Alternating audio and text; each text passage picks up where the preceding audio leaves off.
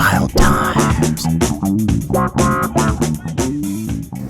Woo! Here we are. It's the Wild Times, a very special episode indeed. My favorite thing about this episode is not that BTG is joining us. No. It's that Retep is not here. That's my favorite part of this episode already. Anyway, this is the Wild Times podcast. I am your host, the broologist Forrest Galante. Joining me today is an adventure bro, BTG, Bradley Trevor Greive, friend of the pod. BTG, how you doing, brother? Good, mate. Good to be back. Even better that Retep's not here. I was a bit worried we wouldn't have a devil's advocate, by which I mean token idiot, but I think we'll get by. We'll try. And to mediate between these two boffins of the biological sciences, Mr. Patrick DeLuca, the Broducer. What's up, Pat? Hey, pal. I'm happy to be sort of just the mediator between you two. I mean, you guys have a long-standing feud. That's true. I think there's gonna be sparks flying. So it's 4 inches, but it's thick around. So I feel like it's all about the girth. That's right. As we know. So BTG, let's address the elephant in the room, and I'm not talking about you. I'm talking about your TV show on Netflix has premiered. Adventure Beast. How's the feedback, dude? It's an amazing show. It is not what I expected, by the way. Oh, really? Not at all. I would ask you what your expectations were, but I don't care. What I will say, though, is, look, it's come out really well. I mean, we're not breaking records. We're not Bird Box or The Maid, but we have made the popular on Netflix list in the first 72 hours. If you haven't seen the show, Adventure Beast on Netflix, it's only been out since the weekend. It's worldwide on Netflix. It's going great. I'm getting a ton of love from our kind of people. So brosners and broologists, broologist adjacent. The people who love wildlife and wildlife adventures are really into it. And the audience is just growing every day. So I hate to say this, it's a success. Yeah. And if you bet against me, you can all get fucked. It's awesome, man. I've really been enjoying it. It's funny. I think I texted you. You did. And I was like, hey, sitting down to watch it, pretty excited, going to binge it with my son. My son's 2 years old, by the way. He made it, or rather, I allowed him to make it about 3 minutes. And I was like, okay, this is not for my son. It's like there's like a full blood wipe as somebody's arm is being ripped off. And I'm like, I appreciate the hell out of this, but my 2-year-old's not getting to watch the rest of this. My daughter's the same age as your son, and she's not watching it either. Look, it is listed as adult animation, and just to be clear, there's no offensive jokes in there. There's no profanity. No, I should say that. Yeah. But we stuck with accuracy, and some of the things that I don't. Even though I love some of the Disney shows. I love BBC, Nature. I love all these things, but what I dislike about them is how sanitized they are and all these veils of censorship. We live in a world where animals live, die, reproduce. And we wanted to get into all of that. So we are very accurate about what would happen in certain situations. And the other two things that drive me crazy about most wildlife shows, and I think we're all in the same boat here because we don't make those kind of shows, is that someone says they're going to look for X and they just find X. They don't see anything else. And no one gets injured. I mean, tell me of a single production that either of you have been on where someone didn't get messed up in some way. Nope. Just whether you slip out of a boat on rocks or whether you take a thorn or some wait a while across the eyes or a set of ram's horns to the nuts. It happens every single time. And so in Adventure Beast, obviously the animated action is hilariously insane, but the consequences are accurate. If you mess with a bear, you're going to get eviscerated. If every animal that you pick, just because you love animals doesn't mean they love you back. That's right. Even though you're trying to talk about them and be their champion for conservation, doesn't mean they want to be handled, and even if they don't mind it, doesn't mean they suddenly won't freak the hell out and just take a chunk out of you. So we've dialed that up to 11, obviously. Had a lot of fun with it. It's not for little kids. Animals live, die, have sex, salivate, ejaculate on this show, but it is a lot of fun. It's 100% accurate, and I think most people, even maybe especially the fans of this show, are going to be delighted by the strange and, genuinely shocking array of wildlife facts, which are a little bit outside of what you'd normally hear or see. Now, if you're keeping question. If you're keeping it pretty close to as real as possible, when I've been out in nature with you, you always have your cock out when you're looking for animals. Right. And that's like you do water divining with a stick. So my extended penis draws me towards the highest concentration of dangerous wildlife, and that's just a gift that I have. Speaking of keeping it real and dangerous wildlife, I got to ask you a question. So I'm 2/3 of the way through season 1. I got 3. This is a 3-part question. Did you actually have a beard at age 10? No. Oh, all right. Damn it. I was definitely but I remember being 11. I remember being 11 and playing rugby, and there was a kid. His name was Eric Carrasco, and he was actually I said 11. I think I was 12. I think he was 11. He was a year younger than me, and he had a proper mustache. Yep. And there you go. and I was very intimidated by that mustache, and I think maybe the seed for this glorious beard was planted by Eric Carrasco, who was a fabulous athlete too, by the way. Really ran the ball straight and hard. And so I really went out of my way to try and hurt him, because I felt if I could take his power, I would also take his moustache. And it didn't work out for me until probably 15, 16, the fuzz started coming in. Okay, that's part one. What's part two? Part two is it Billy or Bobby the baboon trainer? Was he a real person? He's a composite of several primatologists that I know that have been bitten badly by various primates. I mentioned this on the show before.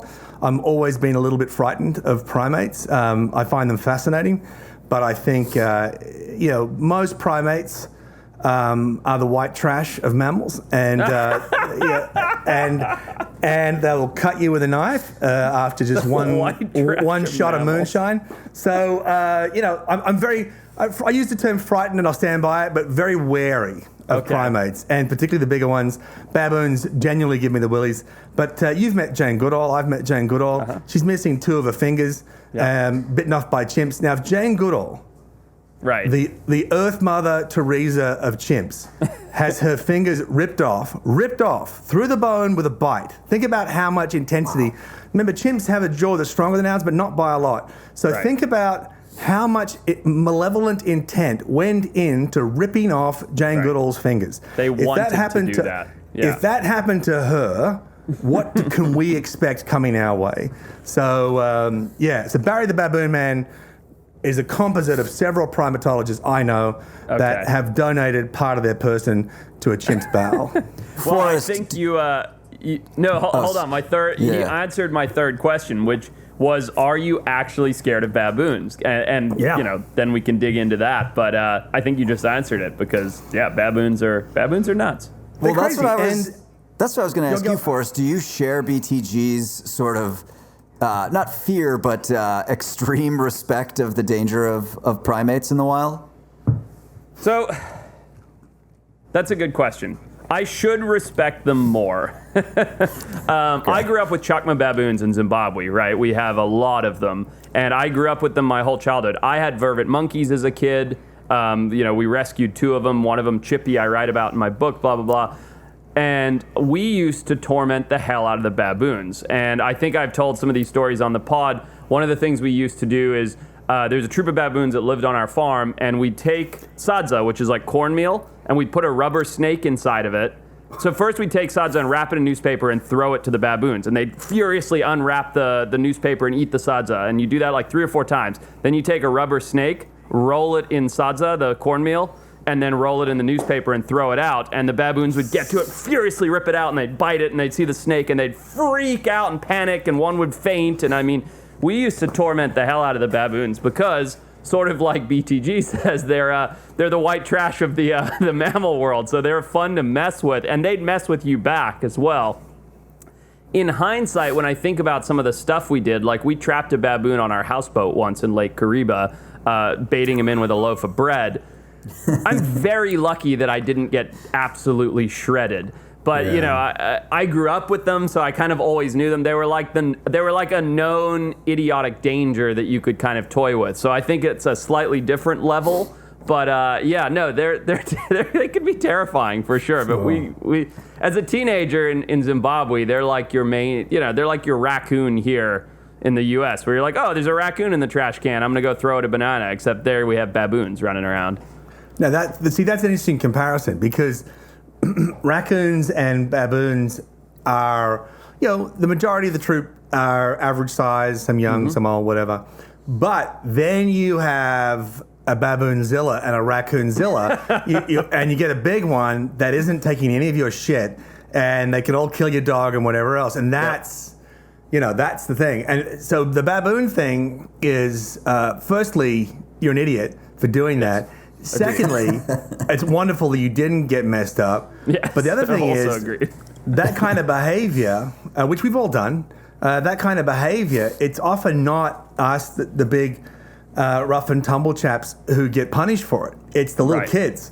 And so when I was a kid growing up in Asia, we had lots of macaques, pigtail macaques, lion-tail macaques.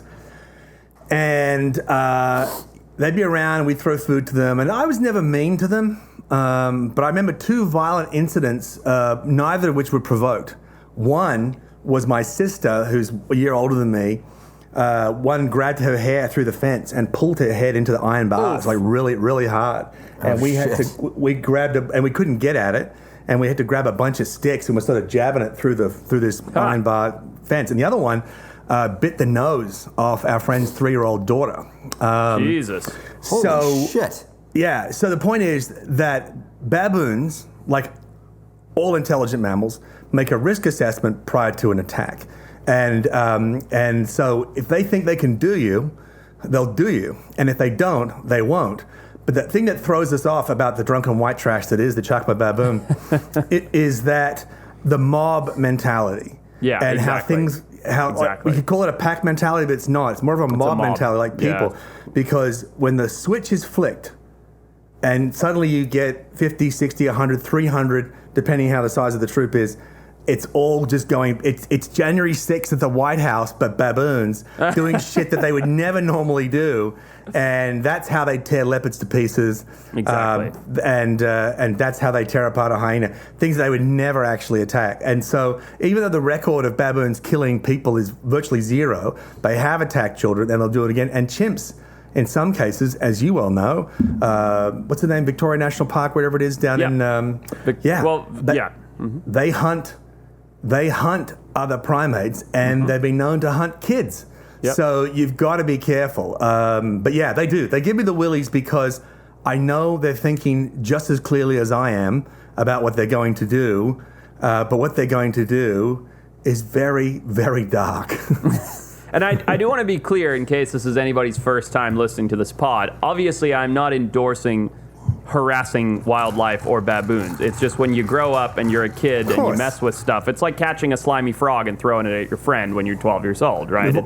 We all do it. It's just in Zimbabwe, it's on a different level. It happens to be to be animals that here seem incredibly exotic. Right. But yeah, I mean, that's, as you say, raccoon is a good example because it's an animal that's incredibly dangerous in close quarters if you get a big one that's ornery. Right. But at the same time, they're also mischievous and hilarious and into everything. Exactly. So, no, I get it. No one thinks you're a complete dick except for Retep, who's not here. Yeah. Exactly. So I rescued a vervet monkey when I was growing up, right? It was abandoned by its troop. We were tilling the field, and we found this little blue-colored vervet monkey, shivering by himself. And we rescued him. We later found out, 3 years later, he died of a heart palpitation. So his troop had actually abandoned him because his mother could tell he was defective. Weak. Exactly, yeah. And Chippy was, for all intents and purposes, my best friend. I loved this monkey. He used to sleep in the top of my mosquito net like a bunk bed. I'd get out of bed in the morning. He'd hop onto my shoulder. We'd go to breakfast. He'd run in the oatmeal and push in my dad's hair. My dad would try and kill him like 3 mornings a week. I mean, we had like the most hilarious relationship. But the reason I tell this story is because Chippy, and again, vervet monkeys are not like baboons. They're small. They're still mischievous, but they're shy. They're small. They're quiet. They're not like a big Chakma baboon. And Chippy was still even with a defective heart and as a baby, when he hit adolescence, he was still such a troop animal. And he looked for who he could pick on that was weaker and younger to further your point, BTG. And this was my little sister. So my little sister Summer's 2 years younger than me, and we obviously grew up in the same household. And Chippy never bit me once. I mean, nibbles and things and like rough housing and stuff never bit me, never messed with my mom, my dad, anybody in the house. But my little sister, who was, a foot shorter than me and 2 years younger than me, was his target 24/7. So if he was on my shoulder and I walked into her room or she came into the playroom or something, he would launch at her, start ripping her hair out, biting her neck. I mean, he just hated my little sister. And it wasn't because she was mean to him, nothing. She actually tried to like him. But it was because she was the smallest and the weakest in the troop. And Chippy was like, all right, I'm going to establish my place as like one above her and just constantly belittle and degrade her. And yeah, anyway, needless to say, my dad and my sister felt the same about Chippy. Well, that's the thing, that they're trying to ascend the social order because that gives them, at a genetic level, they know that gives them greater access to food and sexual rights and territory. And so they work out where they are by who's beneath them and who's above them. I tell you a trick that I learned in the Amazon. I don't know if I told you this before, but I was with a native Amazonian guy called Yuri, and we were up the Amazon Negro, and we're working with the Amazon Rangers, but basically their primary role is to capture poachers and the monkeys and the parrots they were capturing for the pet trade. Of course, they won't ever tell you where they got them, so you can't put them exactly where they have to be, but they go through a quarantine place. Is this Peruvian Amazon? No, this is Brazil. It's about 3 hours north of Manaus, or northwest. Okay, yeah. And so they had this quarantine island, one for parrots, one for primates, and they'd put them there for 3 months. If they didn't have disease, they'd start opening the cages for a soft release. And anyway, long story short, there was a woolly monkey there, which is a particularly beautiful type of New World monkey. Beautiful. Oh, and God. Retap! Hey! All right, I gotta go. See you guys. I'll take over from here. Everybody can go now except for BTG. We were just talking about the drunken white trash of mammals. And here you are. Fuck off. I made it for 5 minutes. Pat, why do you look so angry? All right. Because your connection is trash. Oh, is it? What, are you using like 2 plastic cups and string? What the hell is that? Is it no good? Is it not working? Well, we can see you, unfortunately. But it's not great.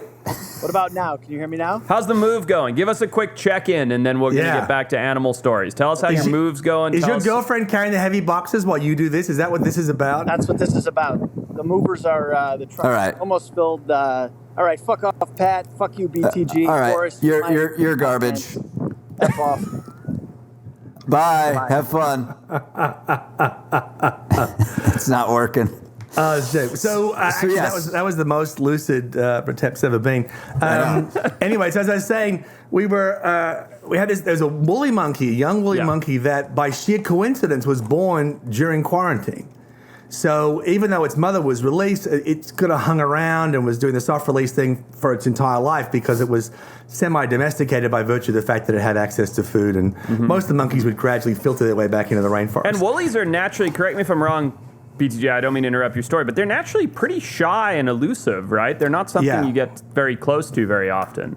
Yeah, they're quite a robust monkey, but they don't tend to come down to the ground very much. And anyway, they're very beautiful, very dense fur, a little bit like an otter.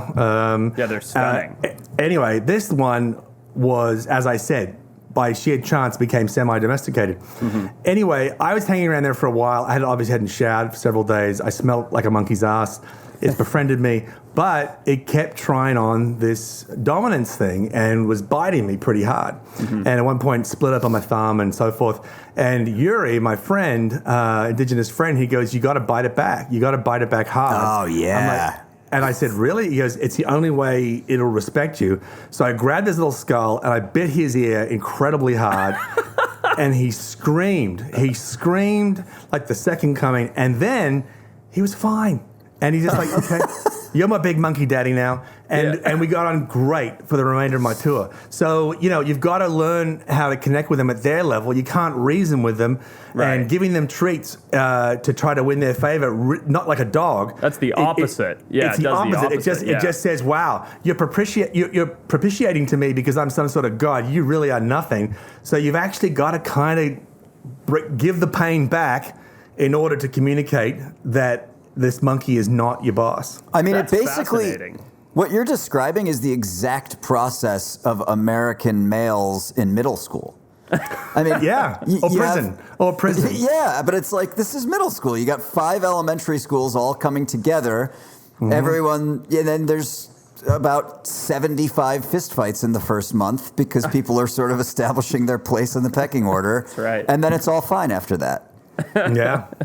There's something to be said for that. And that makes sense because we often think of many of these, even these top level primates, and obviously the brain size in a primate can range from anything from a tiny loris or a potter with a brain the size of a soybean through to a gorilla orangutan or even a gelada monkey, which has a huge brain relative to its body size.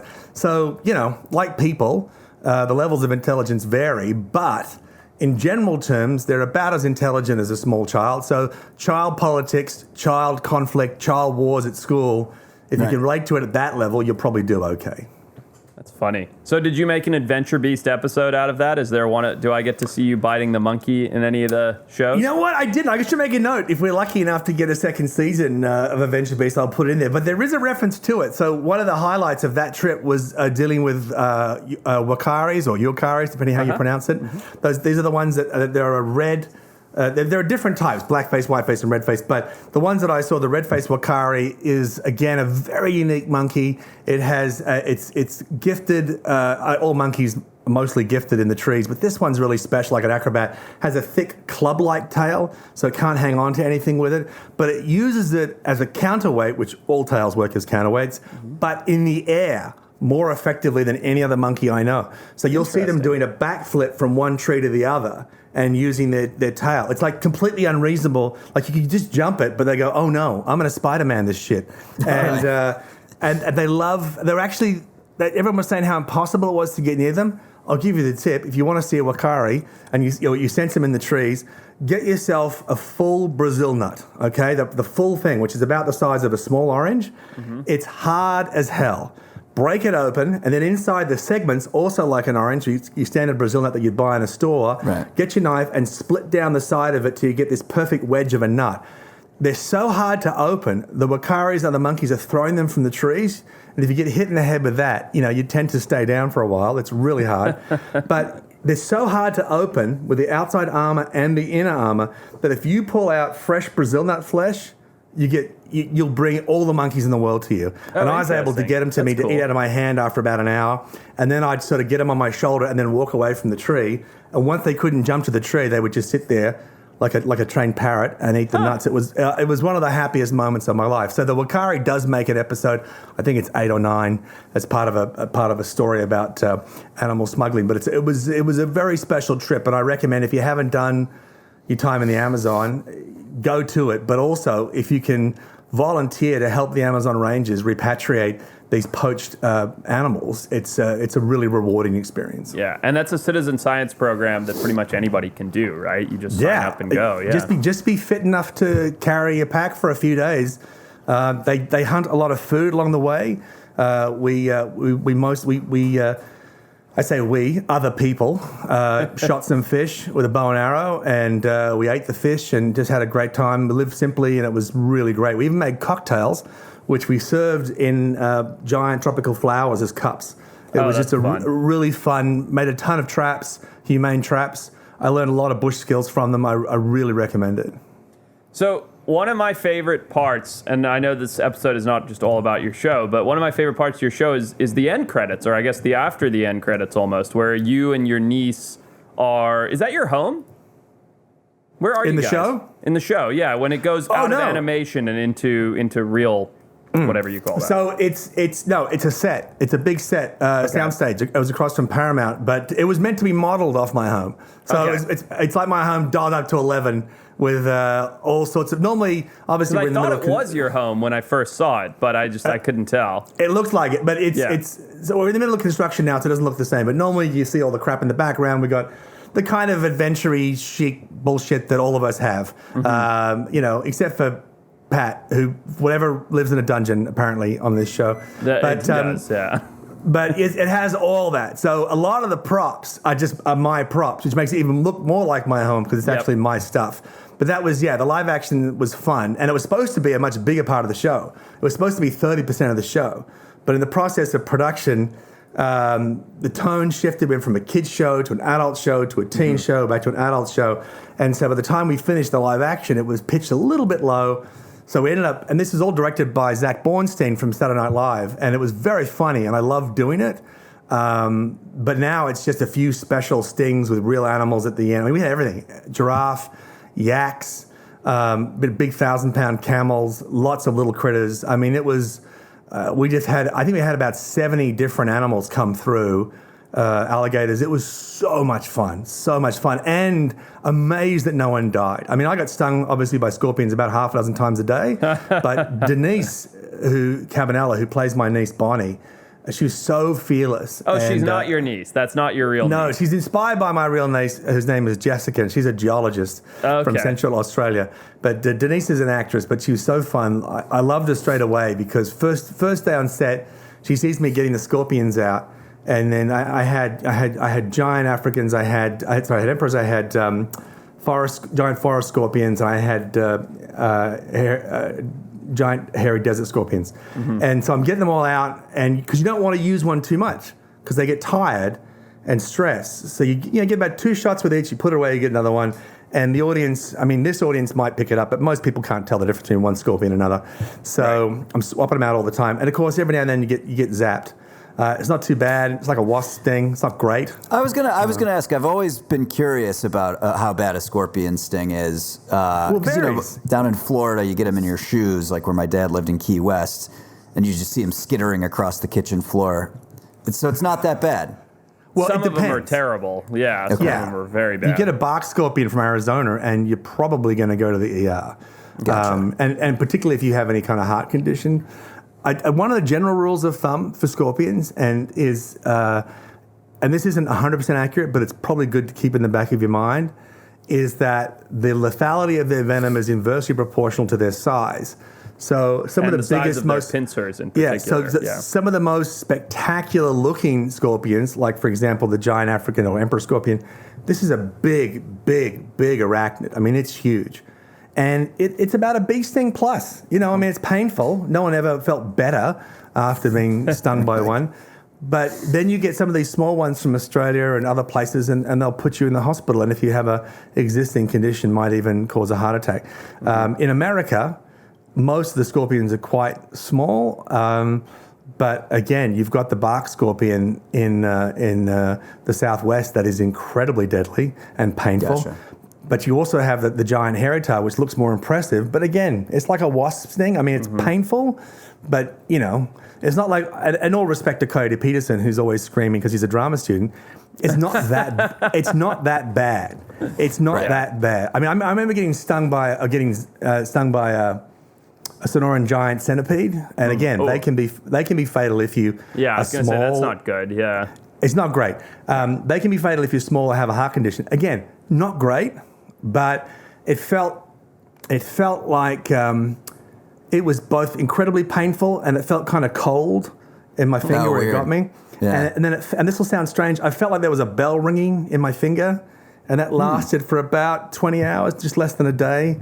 And just for those who are listening, again, if you don't have to pick these things up, don't do it. But here's my go. I don't know what you use, Forrest, but when I get stung by any venomous insect or arachnid, my go-to, obviously not high-level stuff like a funnel web or that's going to kill you, but anything of this sort of medium to lower level, what I do straight away is I take an antihistamine tablet and I take 2 ibuprofen. I drink electrolytes, so Gatorade or whatever you prefer, and then I clean it and I wipe it down, and if I feel any tingling, I put on a steroid cream, and I do that immediately, and I've never had a problem, and I've been stung or bitten by obviously a lot. My go-to is Benadryl, hot water, sleep. So wherever you take a bunch of Benadryl, wherever you've stung, put it in the hottest water you can tolerate to try break up the venom a little bit. Take a nap. What about chicken spit? I know where he's getting this from. Okay, what is chicken spit? I'll bite. I can't remember. I just remember that we were advised to use chicken spit. Oh, it was in Vietnam. It was Vietnam. It was That's the right. big, what the hell's the name of those centipedes they have there? Well, they're also the same. They're the same. They're the same family. They're still Scolopendra. Yes. But they have the giant forest centipede with those yellow legs. Yes, and, exactly. And then they also have a variety that actually can swim underwater, which is such a mind-bending thing to have a centipede come out of the humus of the rainforest and then swim underwater like a submarine. And That's crazy. There's no way to get away from that thing. You were handling, Forrest, it was a very large black centipede with really brilliant red legs. Yeah, yellow and red legs. Or yellow and red legs. Yeah, I don't remember the species anymore. I don't know my centipedes that well, but I do remember the local guys were being like, "Oh, if you get bitten, you need chicken spit," and we were all like, "Well, how the hell do you get chicken spit?" Right. We never found out. They never told found us. Out. I don't They know. were ready to Just get something for messing with us. Is that a local term for something else like moonshine or Maybe. Yeah. I mean, because I know a lot of people when I was in the army that it's like whatever you got, any kind of tropical rash or a bite or a plant that inflamed you, everyone's like, oh, you got to piss on it. Everyone's got to piss on it. And everybody has to. And I was like, the whole okay. team. And I remember some guy. Are you familiar with gimpy or gimpy bush? I'm not. It's the most hellacious plant on the planet. It grows in northern Australia. It doesn't look that bad. It's a tree-like shrub, and it has a large kind of heart-shaped leaf. And it's often, there's a particular insect that loves it, so it often has holes in it. It's kind of a yellowy green. Mm-hmm. The leaves sit flat, so on a horizontal flat leaf, and the bottom side is covered in fine pale hairs. Mm-hmm. And you get that on you, and there is nothing in this world, in the plant world, that compares to that pain. Yeah. Gympie, gimpy bush, gimpy tree, gimpy. These are all the names for it. It's just devastating pain. And here's the beauty of it. Unlike stinging nettle or other things, the ivy that gets you for a little while, it stays with you for months and years. And a little bit like prickly heat, certain conditions or malaria, it brings it back. Huh. And so it's very hard. And I remember we were doing a training exercise there in the Army at Jungle Warfare School, which is full of this stuff.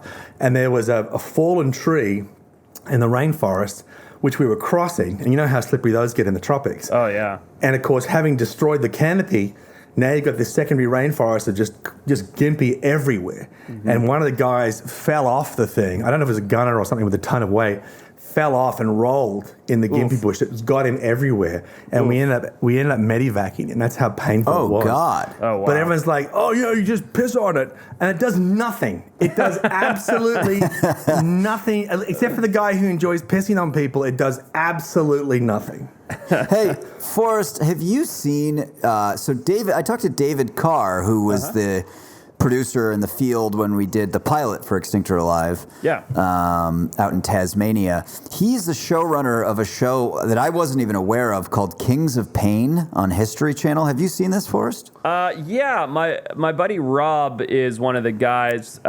He's a herpetologist from Southern California. Bradley, I don't know if you know him or not, but he's a herpetologist from Southern California. He's one of the two hosts. And Nice. Kings of Pain is literally, it's funny, I didn't know David Carr was showrunning that. It's such a small world. I know. It's literally just a show that's a knockoff of Coyote Peterson's thing. That's what right? it sounds like. It sounds like they just took Coyote's YouTube idea and made a TV series. That's 100% what they did. And they were doing it, for science to rate the pain indexes of animals. And it's just, The Schmidt index, they're just going to take it up to 11 and just keep adding animals to it. And then they're literally just like, it's like watching a train wreck. You're just sitting there waiting for them to get bitten or terrorized by something. But, and I'm curious to know why you brought this up, Patrick, but one of the things I wanted to say about it, Rob now has permanent ligament damage in his left hand because he decided to take a bite from, I want to say it was a retic, but it was some big python, maybe an African rock. And they've got interlocking recurved teeth that are just awful. And I've been bitten by lots of pythons and boas, but small ones. And, usually when it's a big one, I avoid it at all costs. Yeah. He went there and did it intentionally and took it like right here on the forearm. And he can't move like two of his fingers anymore. Thanks to a show God. that paid him, $5,000 an episode. I was gonna say medically destroyed. That is that's such a Retepian move. Was there a secondary infection in there, or did it tear a ligament? I mean, what did he do? No, it severed one or several of the ligaments in his forearm that connect And he couldn't all get the it way. reattached? Apparently not. He's got permanent damage. I mean, he can move his fingers and whatnot. I don't see him very often, but, he was telling me about it. He can move his fingers, but they're like, it's like very limited. I don't really know, but it was enough that this one python bite on the upper part of his forearm has impacted the rest of his life with moving his fingers. That's for wild. a show, for a show that I'm sure they paid him like $2,000 to $5,000 an episode plus hospital bills, and that was correct. it. You know what I mean? It's like they got nothing out of it. It's crazy. Yeah. The reason I asked, That's a shame. and I'll throw this to you first, Forrest. What is the worst pain you've ever felt from an animal? So this doesn't include the snake bite that you got when you were a kid, because I don't know how much of that you felt, but just the stinging, brutal pain where you're like, oh my God, this sucks. What is your dead fucking last? It's one of two things. It's either a bullet ant that I got in Panama, which I'm sure, BTG, have you been hit by a bullet ant? Oh, yeah. Where I come from, we have a super version of that called the jumping jack. And there you go. Yeah, it's just a hypodermic syringe with 6 legs. I mean, it's horrific. Yeah, it's terrible. So the bullet ant was really bad. And then one that, I really had to suck it up, and this aired, of course, was those parasitic wasps that we were being stung with in Colombia during that Amazon thing. And it wasn't that each one was excruciating, but it was temporary. But it was the fact that, at any given time you were getting like 12 to 15 stings per 5 minutes. So it was just this constant, and they went away within 2 or 3 minutes, but it was such a constant pain. And then it swelled up and it was super hot and bubbly. So I was like, it's fine, suck it up, because I wanted Mitch to keep filming and us to keep going. But on the inside, I was crying a lot. No, that when you get that giant, because it's a big thing. People think that the wasp sting is like a bee sting. It's like a separate thing. It's not. It's an ovipositor. It's a dual purpose organ, and it delivers so much pain, and it can just keep going and keep going. And it's a dirty needle, so you get shit in there as well, and it often gets sticky and yucky. And no, big wasps are some of the ugliest things for sure. BTG, what's your absolute number one most painful damage that you've taken from an animal? Well, like my bearded friend, unfortunately, we have a fairly long list to choose from. So I might give you a different answer on a different day. But I remember one that I just knew I'd made a very poor judgment. And that was in French Polynesia, and we got a coconut crab. Oh, interesting. God, don't tell me you got a coconut. I love the coconut crab. I mean, I have done several Pat's Math segments where I add up the squeezing power of a coconut crab. So we got a coconut crab, and it was a good size. It wasn't like a record, but it was a big coconut crab. And I shaved a little area on my arm, and I tried to induce it to just grab some of the skin. So I kept it out here. I wasn't stupid to give it a finger, or I'm not a complete, one of my nuts. I wasn't, So I just put that anyway. Now we can all take a pinching, right? We can all take a pinching, and when you're a kid and someone grabs your nipple and says whistle, and you struggle through it. But it was just so unbelievable, and I knew instantly I had made a terrible, terrible mistake, because it compressed this piece of skin down to nothing, like down to a piece of paper, and it was very painful. And I started at a biological level, just like flight instinct. How do I get this out? And I couldn't get it out. And I couldn't open the thing. And I got a screwdriver, 2 screwdrivers, and we were in between the claws just trying to get it open. And in the end, the only way I could get it out is I started messing with its cloaca, and I started putting my thumb up its butt, not actually up it, but in the back there, like it was, and it turned to take on my other hand. And what the net result was that the skin in that area died, and it became kind of an abscess, and then it sort of flaked off. But it was like, you ever see that stuff on YouTube? You can watch this machine press crush things. It was just like that, but a living creature. The power I thought, oh, it's a pinch. How bad can a pinch be? Right. Answer is it's really, really bad. And don't do it. How much bruising did you have around that? Like just from... Well, that was or the was it interesting just thing. that spot that died, basically? It was just that spot. Well, 2 spots, and then there was bruising in the middle, and that flaked out as well. But it just died. It was it literally killed off whatever it touched, just with sheer pressure. It was just... Wow. It sticks out because it was so incredibly painful, but also, as I said, I just completely misjudged it. Oh, it's a crab. How bad can it be? Right. Really bad. And so that was one of the ones that I remember because I just remember thinking, you are such an idiot. And that stuck with me. I was just going to say, so Belgian Malinois, depends on what source you look at, but are often cited as the dog with the strongest bite force. They're often used by like police units and stuff. They're the dogs you often see running after a suspect who's running through a field and they take them down. Walls and anti-poacher units in Africa, they're very popular there. Yep. The coconut crab's pinch force is between 3 and 4 times the bite force of a Belgian Malinois. Right, and concentrated into a much smaller area than the size of a dog's jaws. And I've heard that pound for pound, they're basically 60 times stronger than a gorilla. It's just insane. Anyway, don't be messing with those coconut crabs. And there are plenty of other incidents that were painful, but that one it was just so absurd. I just thought this was avoidable. I did it to myself. It's too bad. It's too bad Retep's not here because I know for a fact that he would ask if they're called coconut crabs because they taste like coconut when you eat them. I don't think they're edible, are they? People do eat them. No, people Indigenous definitely Australians eat them, but I know that no one in French Polynesia is eating them, and I thought that's crazy because they're everywhere. And they're You'd think that huge. they'd be delicious. Yeah. But I've heard they're quite tough. So, and also, you have an embarrassment of seafood riches everywhere else. I don't know why you would. It doesn't seem like it would be. It's like in Africa, right? It's funny because here in the States, people are always like, "Oh my God, can you eat it?" Whatever. People are eating fucking possum and raccoon and all kinds of things. And then you go to Africa, where like basically all the animals are delicious, and most of the native people are like, "No, why would we eat that? Like that's absurd. Like we've got eland over there. Why would we mess with the impala? And it's sure. it's so funny when you have that sort of variety of options in the animal world, and you're just like, no, I'm not going to eat these other things. Like I'll just eat the good stuff. Well, also in the case of coconut crabs, it's just like you've got this incredible red tuna just outside the reef, a whole bunch of incredible fish outside the reef, and lobster and everything. But it's just like, why would I eat the giant robot hand that's eating my garbage? Because that's what it looks like. And it's just every night we just hear this bin get tossed over. And you go in there, it'd be like 3 or 4 coconut crabs just like ripping open the garbage, open cans and eating whatever was in there. They're just ridiculous.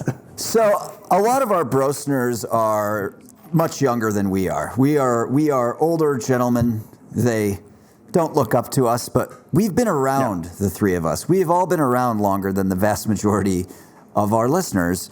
And so I came up with a new little game. I assigned you guys a task last night. We're going to debut a new game, and I think people will like this. It's called 5 Little Joys. So here's the idea. It's just 5 pro tips from. We'll go one at a time. We'll each talk about them. Just little things that make your life better. Now, these are not heady pieces of advice that you're going to hear on motivational speeches. These are just little. Not. No. If you start preaching, I'm going to mute you. I just brought a whole bunch of scripture. That's what I was going to do. So this is 5 Little Joys. Pro tips from people that are twice your age. Forrest, go first. All 5 or just one at a time? Just one at a time. We'll throw them out. Okay. All right. Making your bed. Now, younger brosners, no, listen to me. Hear me out now. Younger brosners are like, I don't make my fucking bed. Why would I make my bed? And I'm with you. Until about age 27, I don't think I ever made a bed. Sure. But now, I get up, I loathe making my bed in the morning. I drink my cup of coffee first, then I go back to the bedroom to make the bed. But when I get into a nicely made bed at night when I'm tired, it is infinitely better than getting into an unmade bed where the sheets are all tangled up by your feet and everything's a mess. And Sure. You don't know where your pillows are. You get into a nicely made bed. It's like you've just gone to a nice hotel room. Yeah. Okay, I love that. BTG, nice. What's your first little joy that you can impart? My first tip is to grow a small herb garden. Okay. Yeah. Nice. I used to years ago when I was in Tasmania, I used to do a weekend radio show and for like 4 hours on a Sunday, and 1 hour is about food because obviously, a man likes to eat. And I used to get famous chefs on and talk about things, and I say, what's the smallest, cheapest things you can do to make your meals better? And they said they gave me 3 tips, and one was use good salt and pepper. The other is use good olive oil, and the last one was use fresh herbs or herbs, as you would say in America. Yep. I don't know why you disavow the assonance of the letter H. Absolutely I don't care. Makes no sense. But you can with a very small amount of real estate, one tiny pot or a tray, you can plant some basil and some thyme and rosemary, cilantro, unless it makes you sick. Yeah. There's a bunch of different herbs in a tiny tray on a windowsill. Spray it with a mister every day. You add fresh herbs to whatever shitty meal or TV dinner you heat it up. Right. And it elevates it, and it just makes everything taste better. It's like a little comfort that you can elevate every meal and makes everything a little fresher and nicer. There you go. It's super easy. Even Retep could do it. Grow some fresh herbs. I see. This is the best segment we've ever done because thousands of people are actually going to do a couple of these. Like, what a great idea! Like, that's a great idea. You know what? Making the bed. Thankfully, Christina makes the bed every morning. But these are actionable tips. Good one, Bradley. Here's my first one. Let's hear it. Treat the flight. Is someone taking a piss? Oh, I was just mixing some Kahlua into my coffee. Oh, nice. That boy. Treat the flight to and from any trip, whether it's a vacation or a work trip, but it's specifically vacation. Day one's going to be a flight. The last day is going to be a flight. Treat it like it's part of the vacation. Oh, interesting. Nice. The flight is part of the fun. Embrace it and treat it as such. Interesting. So if you get to the airport, start the party right then. Get there an hour early, order a cheeseburger, have 3 or 4. I'm not 2 drinks, have 3 or 4 drinks. This is a good tip because I hate the fucking travel day. I get stressed out. I get angry. I know. Like, I'm struggling with people. Like, well, and most vacations are a week long, and 2/7 of it are travel days. So you're shrinking a 7-day vacation down to 5 unless you take my pro tip number 1. I like good. it. Forrest, what's your number 2? Number 2 pro tip, calling something really fun work. So what you do, and anybody can do this. Don't think that I'm the only one or Bradley or us 3 are the only people that can do this because what we do for work is cool. Anyone can do this. You tell everybody you got work to do, you're busy, and then you find a way to do something fun and write it off as work. If it's Patrick and I, and Patrick, you know this very well. Patrick and I, we're like, we got work to do. So we sit around, we drink 12 beers, and we bullshit on ideas that we could make a TV show out of, right? That's work. But it's really fun because I get to hang out with one of my best friends and drink a bunch of beers and talk. But it's work, Whether maybe you're golfing and you're trying to sign some account or something. I don't fucking know what job you do. You're out golfing. It's fun, but call it work. Don't lie to yourself. Don't lie to other people. Just call it work. It is work. So find something really fun. Call it work. I like that because it's about mentally. Because a lot of people who are busy or successful tend to beat themselves up for the time that they're not working. It's just sort of beaten into our heads that we have to be so focused. Right. So yeah, I'm out golfing, but I'm working. I love it. But you're working. Exactly. It's a bit like your airport thing. It's just a mental way of looking at something that you're doing. Call it work.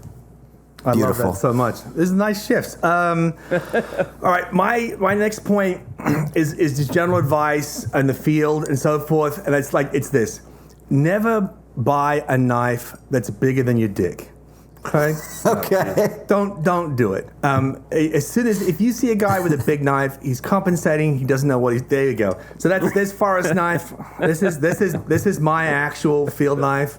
It's just a short blade, nice and thick, SV30 steel. Don't have to sharpen it all the time. And you never buy a big knife. You're only going to stab yourself in the leg with it at some point. True. It's going to snap at the tip. It's just useless. The whole Bowie story is just a drunken bum stabbing people in a bar. It's all bullshit. Don't get a Bowie knife. If you're serious about fieldcraft, you buy a hatchet. Hatchets are the tool. I have, as Pat will, I have a ton of hatchets. I use them all the time. I keep them in great condition. This is called a small forest axe. Obviously, as a big guy, this is actually a small forest axe. It's bigger than a hatchet. I keep it in beautiful condition. This has only been in the field once. I clean it when I come back. Always get a flat back on the head. Now it's a hammer for putting in pegs and smashing stuff. It's a wonderful tool. It's good for blazing. Plus, if you need to get up a soft wall, so not obviously hard rock, but certainly limestone or clay, you slam this in the side, it becomes a step. Same with a tree. All your traps and all your fieldcraft, everything you can do with a knife, you can do it better with a hatchet. So get a hatchet. I use a lot of Grand Sports Brooks hatchets, but I don't give a shit. There's plenty of good ones out there. Get a hand-forged one. They're not expensive. You can get a good one for $150, and it will last you a lifetime. So don't buy a knife bigger than your dick. And if you're serious about fieldcraft, get a hatchet. Love like it. that. That's a good one. Yep. All right, my number 4 is similar mental trick, but this is get an expensive looking, it doesn't have to be expensive, get a nice glass decanter, something that would look appropriate, let's say in the background of an office of the show Boardwalk Empire. Okay?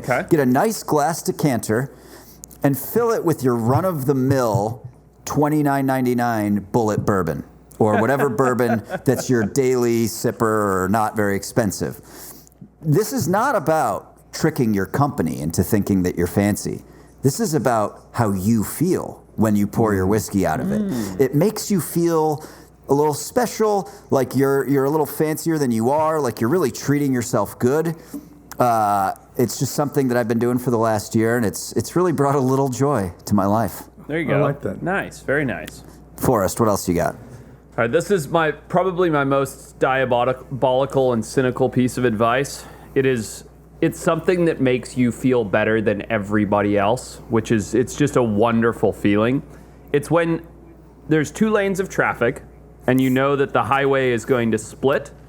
You don't line up in the long traffic line. You stay in the parallel lane, skip the whole line, and then slow down right before the exit, turn on your blinker, wait for people to part, and jump in. And you're just like, yep, I saved 8 minutes of my life, and I'm better than you. And you guys didn't think of this, and I did, and I know this is a shitty thing to do, but I'm doing it anyway, and I'm going to embrace it and feel good about it. You are so LA. You are so LA. I don't live in LA. I hate LA. But exactly. it just feels so good. You put your arm out, they let you into the lane, you look back at that long line of cars that you just avoided, and you're like, yep, I outsmarted all these other people. So if I can just a quick aside, I tend to be late to things. It's a problem I have. It's rude. It's a behavior that I abhor in other people. But I'm often late. And very early in my career as a lower level producer, I was given a big opportunity by a woman who turned out to be like my mentor when it came to producing. And it was to direct a voiceover session. And she looked me in the eye the morning before and said, "You can't be late," because she wasn't going to show up. And I said, "I know." I said, "I won't be." I was running terribly late. And I lived in Sherman Oaks, and there's a horrible freeway split where 101, you have to merge onto the 405 South. Yep. And I was literally the exact one I was thinking of, by the way. It's one of the worst ones in all of Los Angeles. It's so bad. And I never do what Forrest just said, and it's very difficult to do because people who make that morning commute are like banded together. We're not letting you in. Totally. And I was so freaked out and worried about fucking up this opportunity that my only thought was, I have a really realistic from a movie set prop gun. And I was like, I have to bring this in the car and use it to get in. Oh, no. And so, like, you know, as I was like pulling up to do the merge, I was like, wait a minute, like that's a felony. You'll go to prison. And I didn't do 100%. That is a crime, sir. Yeah. But that was my thought. I was late. I was chastised, but it all worked out in the end. So your next advice was carry a prop gun? Yeah. No, it was just an aside. All right, BTG, what's your number 3? Do you remember back in like the 90s when everyone was getting shot on the 10? Yeah. And the road rage, and it was just people were shooting everybody. It was a damn thing. I had a crash in a rental car. I rear-ended a Volvo because I was trying to navigate with a map and my watch because there's no GPS back then and no mobile phones. And the abuse, I thought, wow, I'm going to be shot by a Volvo. This is not how this is supposed to go. Right. My third piece of advice starts off general, but then I'll get more specific. And this is for young men and women, but everybody. But certainly as a young man, I did this and it changed my life. Learn how to cook. Yeah, there you go. Take cooking lessons. I've gone through. I did home economics. I did cooking at school to meet girls. My best mate and I Smart. Do I want to make a piece of shit birdhouse in wood shop, or do I want to meet girls? So we were the only two guys that went and did what they called in those days home economics, and it was fantastic. The only thing that ruined our plan was, unbeknownst to us, my best friend's sister graduated as a teacher and took over the class, and she was 100% onto us. And so she split us up, and we didn't have great success. Having said that, we were never going to have great success. But I learned the fundamentals of cooking. And then when I left the Army, I didn't want to just eat slop anymore. I took French cooking lessons. I went to another cooking school. It was a lot of fun. I learned the basics. Now I can make a good meal. At home now, a little one, I do most of the cooking and I enjoy it. So learn how to cook is the broad thing. No, it's a good one, though. Even before that, what I would say is learn something that makes you feel happy. Learn one dish, a simple dish that makes you feel happy. And the easiest one I could think of was pancakes. Learn how to make pancakes from scratch. Okay. And I'm going to give you a really simple recipe that I use. It's super. It's so easy. Okay. So write this down or rewind it and play it back. And this is enough for one smallish person. So I double this for myself and I triple it if my wife and daughter are eating. So it's so easy. 1 cup of plain flour. Okay. 2 tablespoons of sugar. This is the key thing. 2 teaspoons of baking powder. So go and get your Arm & Hammer baking powder, and that's what makes them fluffy, okay? Yep. So 2 teaspoons of baking powder, half a teaspoon of salt, just a pinch of salt makes a big difference. 1 cup of milk. So same, whatever flour in, that's how much milk you put in. And then 2 decent slabs or 2 tablespoons of butter. You melt that. 1 egg or 2 eggs, it's up to you. Mix it all together, and you're golden. It couldn't be any easier than that. Flour, sugar, baking powder, salt, milk, butter. You mix that all together, it'll taste 20 times better than whatever shit you do in the shake and bake stuff, the instant stuff from the supermarket. So if you can make pancakes from scratch and then you put on that whatever you want, bananas, maple syrup, learn how to make pancakes from scratch, and every weekend becomes special. Simple tips. These are called little joys. My number 3 is sort of another mindset thing as an older guy who made tons of financial mistakes when I was in my 20s. What I would say is feel free, spend your money on food and travel. I've never regretted a cent I spent on food or travel. Find other places to save, right? That's a good tip. I like that tip. I've never looked back and been like, yeah, I'm really glad when I was 27 I splurged for that pair of jeans that I don't even know where it is now, right? Right. But I'm like, oh, that road trip was amazing, or like, I'm so glad we went and hiked around Kauai. Or I remember expensive meals that made me nervous because I had spent the money. I was like, why did I spend $200 on that awesome meal when I was in New York City for a night? Now, when you look back, food and travel are the 2 you'll never regret. That's a good tip. I like that. I like that. It's so true, though. And people get in their heads about it. They're like, I can't spend that on that dinner, blah, blah, blah. Fuck it. Just do it. Who cares? You'll be fine. Yep. You'll be dining out on those dining out stories forever. Mind you, it does seem ironic coming from you and your True Religion leather pants, but I respect it nonetheless. Good point. Forrest, what's your 4th tip? All right. So if you're like me, I'm very I have problems with self-control, and I'm very impulsive. Okay, if I'm being healthy, if I'm on a bender, no. If I'm on like a health bender, won't touch a piece of candy. No sugar, nothing. If I'm going the opposite, I'm like, yeah, I'll have 2 burgers for dinner. Fuck it. So I found there's a helpful tip: put a treat on your actual grocery store list. So when you're going to the grocery store, you're like, I'm gonna get a Snickers. And then instead of walking around the grocery store and piling in candy and sugary cereals, or just picking up plain skinless, boneless chicken breasts, you're like, all right, I'm gonna buy a normal amount of groceries and 1 treat for myself. And you look forward to that treat, you write it down on the grocery list, you're excited about it from when you write it down till you get back in the car and you start eating it on your drive home. Love it. Love it. Yep. BTG, what do you got? You got 2 more. All right, my number 4 is invest in your feet. Good that's one. A good I one. learned this as a soldier.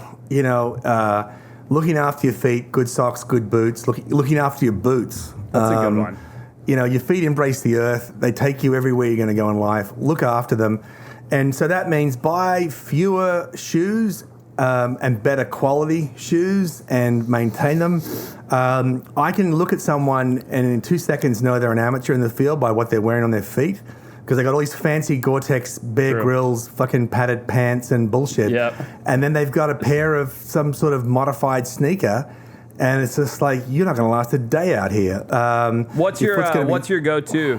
I mean, I know it's different for different environments, but is there a brand that you love? Yeah, I mean, there is and there isn't. I mean, I like the Arc'teryx winter boots. I think that I wear those in Alaska all the time. When Pat and I are up there, I went through 2 pairs. The early version, the rubber was peeling off a little bit. No, I like the Arc'teryx winter gear. And then I got to tell you, I use a lot of military surplus boots for desert conditions. And in desert, what you want is a softer sole that's thicker. It's going to absorb the heat and take the pain out with the rocks. I always rip out the... I forget the inner sole, and I put in an aftermarket, higher quality one. Being a big man and a heavy man and having had a lot of knee surgeries and so forth, I don't want to get additional pain fatigue from jarring through my ankles and my knees. So I put in a $20, $30 decent, really nice pair of aftermarket inner soles. And that's getting to my broader point, which is there is no all-purpose boot. That's just sales bullshit. 100%. You want a wet and cold boot.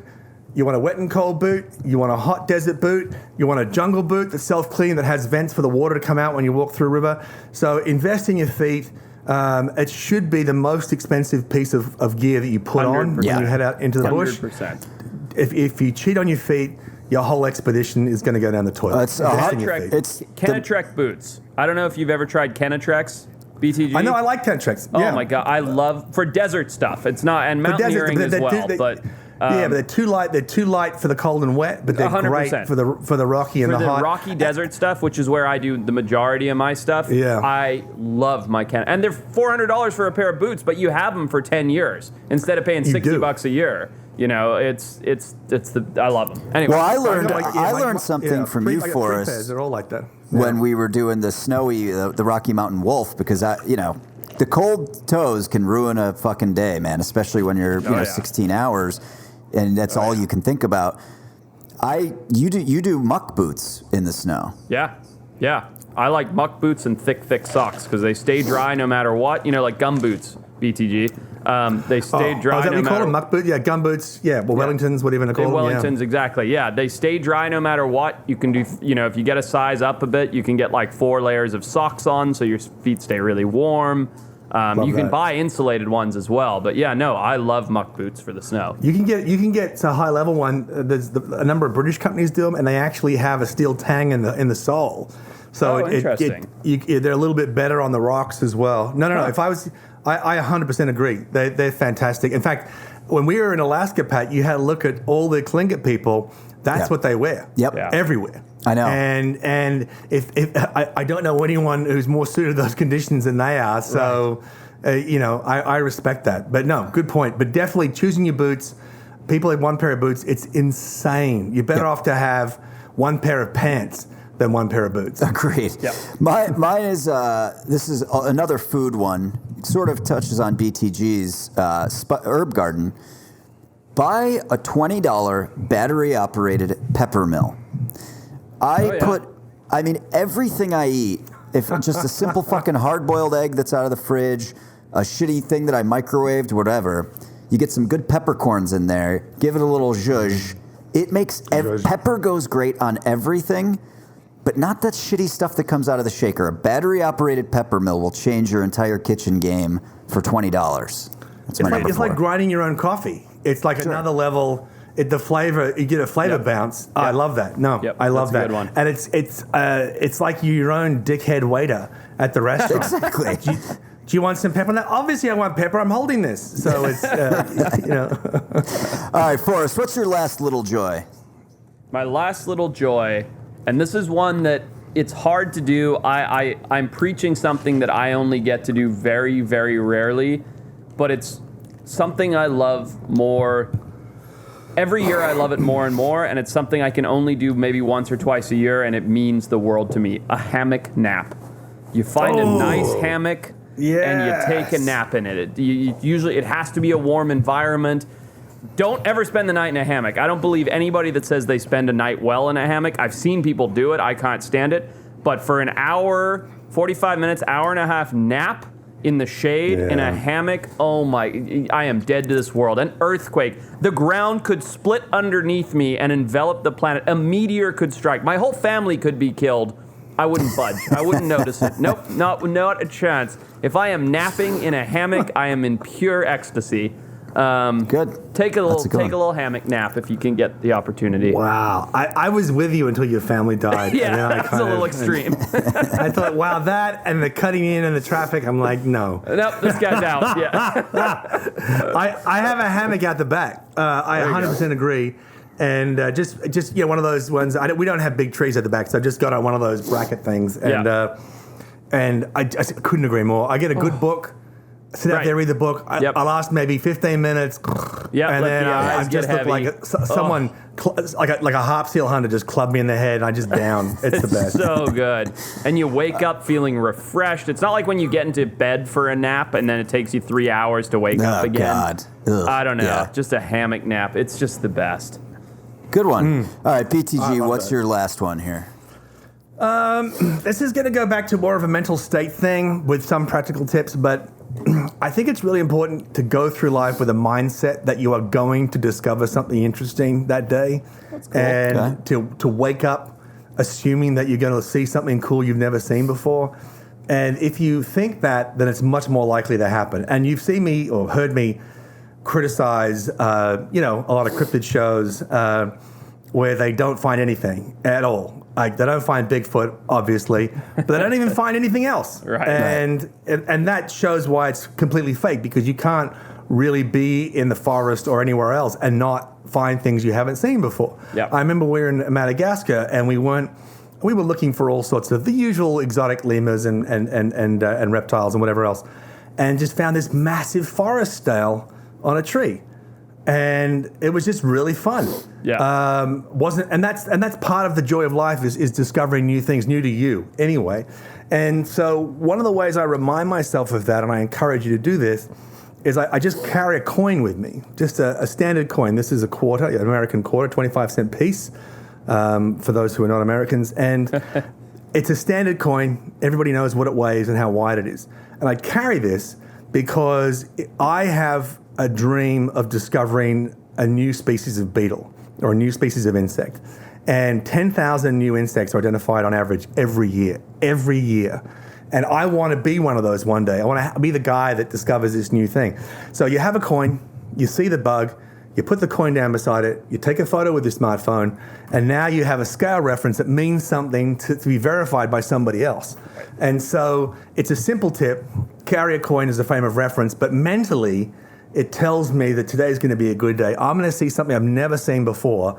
And it doesn't matter where you are, in the middle of a busy city, in the middle of a desert, in the middle of a rainforest, halfway up a glacier, it doesn't matter.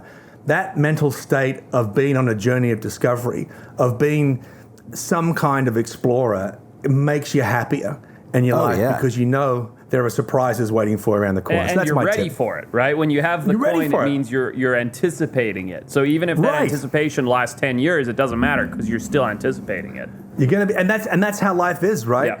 Yeah. It's as they used to say in the army, prior preparation prevents piss poor performance. Having that preparation ready mentally puts you in the space to succeed. And it doesn't matter if I don't get it today, tomorrow, whatever, it's going to happen. But, between the three of us, we've all seen things that we've never imagined we were going to. We didn't go there for that. I remember coming across a rough-scaled newt in Alaska, one of the most deadly neurotoxins in America. And because it's so poisonous, that it didn't bother to run. It's just like, yeah, whatever, pick me up, fool. Right. And I was wearing gloves, and I was just like, this is so cool. I'm there to track bears. And I had this happy moment with this incredibly deadly neurotoxin-filled newt. I just thought it was the best. And you know what? The other day, I don't know if you follow this story, I was thinking of you guys immediately because it was a perfect extinctor alive. The New Holland mouse, which we haven't seen for 17 I years. posted about it, just popped up on Flinders Island in Tasmania, where I'm from, and it just is a gorgeous little native marsupial mouse. It's basically a marshmallow on legs, and it just bang. I'm just like, oh, it's so cool. That's the kind of little thing. It just brings you so much joy. So yeah, nice. That's my 5. That's a good one. Love it. I'm going to even go deeper than BTG just did. Pine scented candles. So deep. What I want you to do is, there's a place in LA called Home Goods, which is like a much cheaper version of like a Pier 1 Imports. Mm-hmm. I've got one right over here in my garage. They're $7.99 each. The great thing about a pine scented candle is, you live inside. I grew up in the Northeast. We had tons of pine trees everywhere, right? And it's one of the things that I really miss. And when I see a neighborhood in LA that has pine trees, I'm always like very jealous that people can afford those houses because I can't. But you just keep them with the lid off. You don't even have to light them. And you walk every time I come into the garage now, I get a little whiff of pine. And it makes me feel like I've done something outdoors, even though I haven't yet, because I'm stuck inside, on my computer. I have one on my desk in my office. It's just an absolute treat. It's a year-round item, not only at Christmas time. Okay. Treat yourself to 2 or 3 pine-scented candles. Leave them in places around your house. Leave the lid off. It'll help you connect with the outdoors a little bit when you're inside. Very nice. Yeah. I only have one rule with candles, and that is I don't want any candles that smell like food.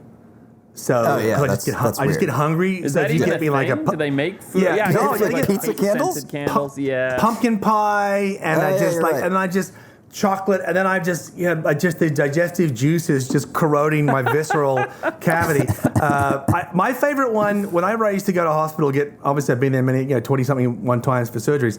When I come back and I'm all messed up and I can't move and I'm bleeding out of my butt, what I like is I like tube roses. And you can get tube rose candles or roses of the valley.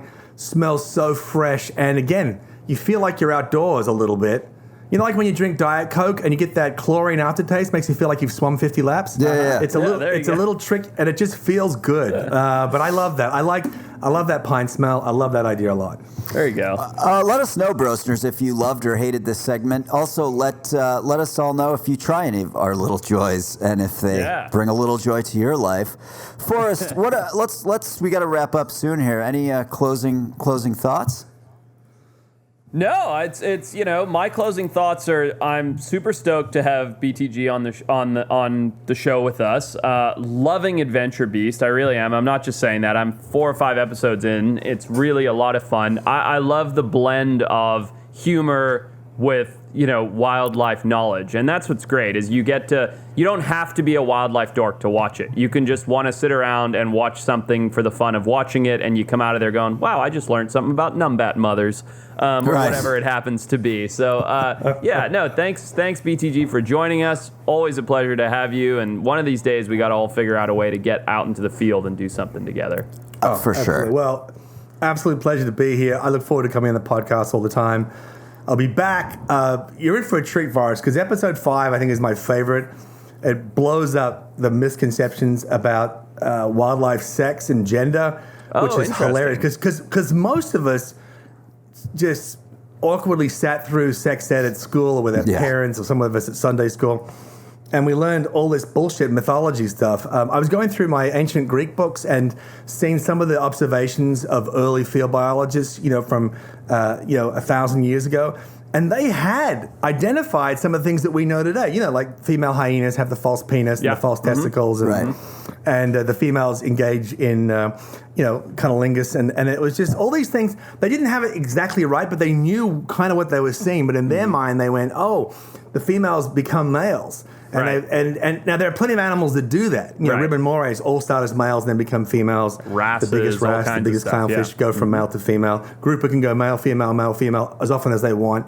But it was just, I think it's my favorite episode just because so many people are shocked that how queer the planet is and how things really are. It's a lot of fun. So you're in for a treat, episode 5. Nice. Thanks for the love about the show. Congratulations on your new show, which is awesome. Oh, thanks, man. And I just can't believe this is our year. I mean, we get shows coming out everywhere. Yeah. But Tev's not here. This is the best fucking day ever. Anyway, lovely to see you both. DeLuca, thanks for having me on. Of course. And I'd love to come back on whenever you'll have me. I just love it. Yeah, man. Awesome. And check out Bradley at Tasmanian_Grizzly with 2 Z's. It's a great Instagram follow. Obviously, Forrest, you probably already follow him if you're listening to this, because how else would you have found this show? Good point. And if you like the podcast, we'll put the link to the Patreon, where we do 4 extra video podcasts a month and an AMA and all sorts of shit. Let's all get together and hang out. We should do it. Yes. 100%. We must. All right. Let's do it. Let's get some drunk white trash monkeys and have at it. Yeah. I think we will. Throw bananas at Retep. Yeah. All right. We love you guys. We'll see you next time.